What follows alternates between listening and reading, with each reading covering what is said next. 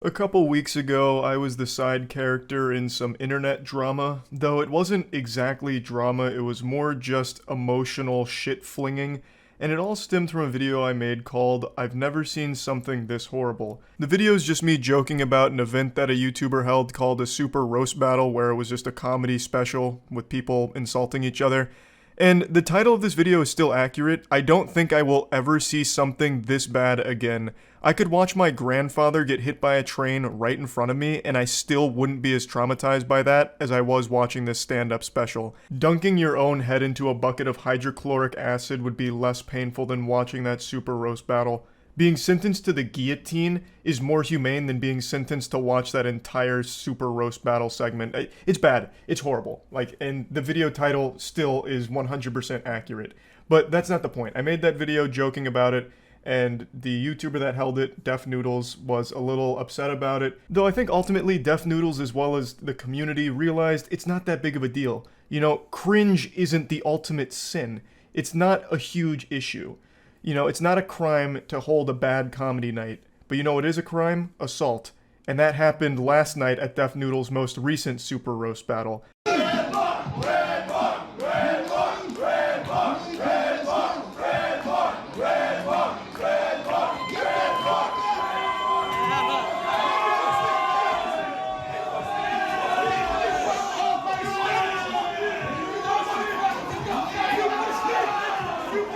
At first I thought this was staged, because it looks like something straight out of the WWE. I was half expecting Stone Cold Steve Austin to come out with a beer and a chair and hit Def Noodles in the back with it. But it wasn't. This is as raw as it gets. Def Noodles truly did blast through the door like the Kool-Aid Man and shoved this guy into the crowd.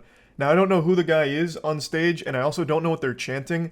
It's like a fucking Yanny and Laurel situation here. I really hear a bunch of different things. At first, I thought they were chanting ringworm, and I started connecting dots and doing some mental gymnastics to figure out how the fuck that made sense. So I thought he was up there accusing Def Noodles of having a ringworm, and everyone started chanting ringworm. But then I started really trying to digest it like a fucking audio engineer trying to get into the weeds of it, and then I kept hearing rebar. And then that didn't make any sense to me either, because what, are they all fans of construction? Why would they be chanting about rebar? So I then turned to the comment section to figure out if anyone knew what they were saying. And it turns out he was chanting Red Bar, which is apparently a show that makes fun of Def Noodles sometime. So he was getting the crowd to turn against Def Noodles by chanting Red Bar, I think. That's the leading theory here, but I'm not 100% sure because I can't quite tell what he was saying. Also, this was filmed on a phone, but the whole event was live streamed yet again, and on the live stream, this whole section was muted. So that's of absolutely no value right now, but it does give us a really cool cinematic angle for the push.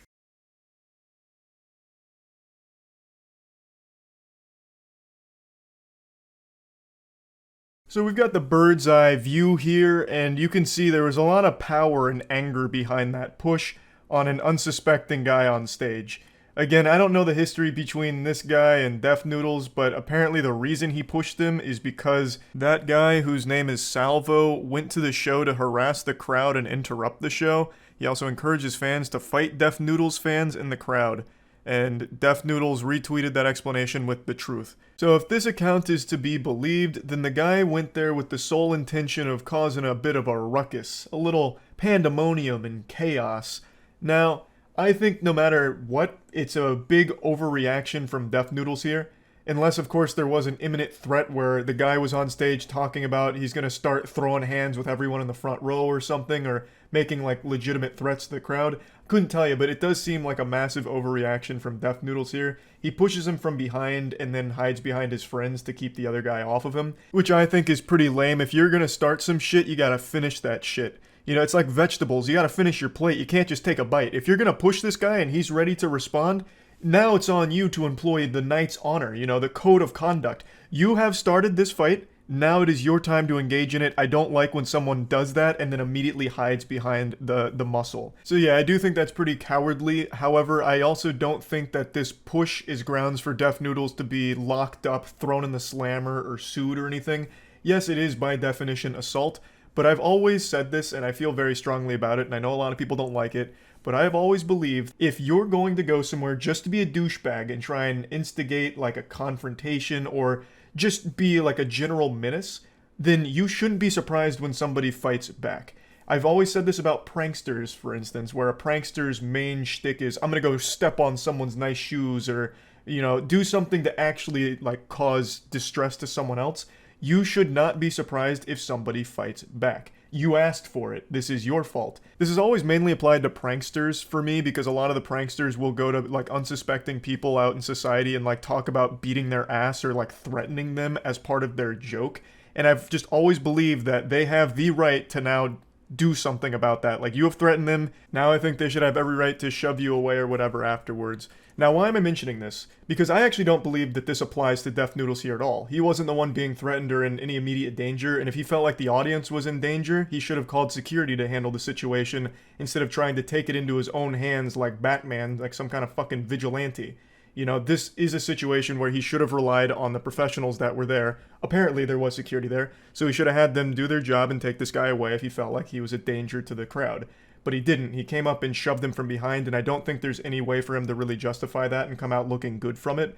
However, the reason why I just mentioned my perspective on, like, pranksters bringing it upon themselves when someone lashes out in response, the reason I mention that is because I feel like the guy here, I think his name is Salvo, he should have absolutely no grounds to try and be like this moral authority about how Death Noodles assaulted him and he's a victim, or he's gonna press charges or this and that. I don't know if he's trying that, but I just want to make it clear, if he does try that shit, I'll have zero respect for him. He came there with the intention of causing a commotion, a big hoopla, trying to get a rise out of Death Noodles or the crowd, and that's exactly what he got, and he got pushed for it. This is, of course, all assuming that Death Noodles' account of the situation is the correct one. We don't have the audio outside of, like, this short video to confirm anything, so all we can rely on is witness accounts of the fucking poor souls that actually went to Super Roast Battle 2. We can only rely on what they were unfortunately cursed to see and hear. So if this is an accurate description, then his goal was to just be a big asshole and ruin the event. And he accomplished his goal and got pushed for it. So just leave it at that. He got pushed and then left. He got taken out of the venue. I just don't think you can really act surprised when something like this happens, when you go there with the intention of causing a big scene and making people mad. Like, this is so shocking when you went there to be an asshole, a douchebag, and then you got pushed for it, right? I don't think he's going to do anything like that, but I keep seeing this take float around about how he needs to press charges now and have Death Noodles thrown in prison for it. I think that's an equally large overreaction, because it's not like this is just some innocent angel that got pushed. According to the eyewitness accounts, his whole goal was to get this kind of situation to unfold, and that's exactly what happened. So I think what should have happened after the push is Death Noodles then calls off his friends, and then they square up like actual warriors and just duke it out. They just fucking squash it right then and there. Just a little pugilistic fisticuffs, old-fashioned, just a real wholesome, action-packed finale. Like, that's how they settle it. But anyway, the second Super Roast Battle was less of a comedy event and more of just like a fight club, I guess. So, just getting wilder and wilder. So yeah, anyway, that's really about it. So yeah.